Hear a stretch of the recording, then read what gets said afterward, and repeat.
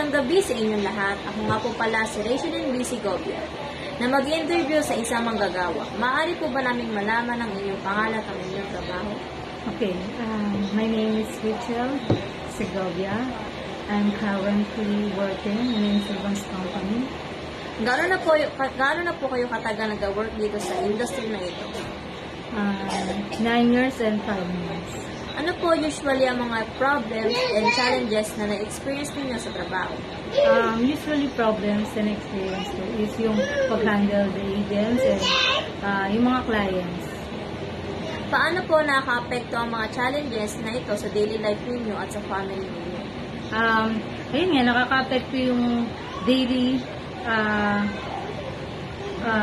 na mga ginagawa namin, katulad na lang ng kung paano nila gagawin yung mga bagay na ito, kung paano nila i-handle yung mga clients na to, gano'n. Sa tingin po ninyo, ano ang possible solution para maging mas maayos ang mga kalagayan ng mga workers? Well, ang possible solution for me siguro ay yung mabigyan sila ng training or ma-enhance pa nila kung ano yung dapat nilang gawin. Mas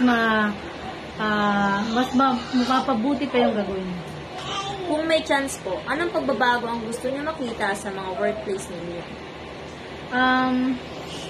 Siyempre yung ano nila, enhancement nila, kung paano nila na-handle yung mga bagay na gano'n, yung paano nila na-handle yung clients, and paano nila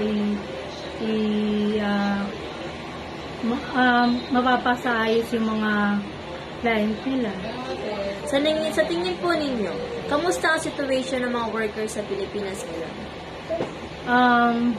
I think medyo mahirap kasi iba-iba tayong company, so may kanya-kanya tayong mga responsibility. So, kung may chance kayo magbigay na mensahe sa mga leaders o lawmakers, ano po iyon? Ano? Okay, ulit? Ano po yung mga chance na maaari nyo magbigay ng mensahe sa mga leaders o lawmakers? Okay. Sa mga leaders, siguro ang mapapayo ko lang is sana mas mapaigi pa nila yung pagsuporta sa mga empleyado nila at pagbibigay ng mga magagandang benefits. And that's all po. Thank you. Okay.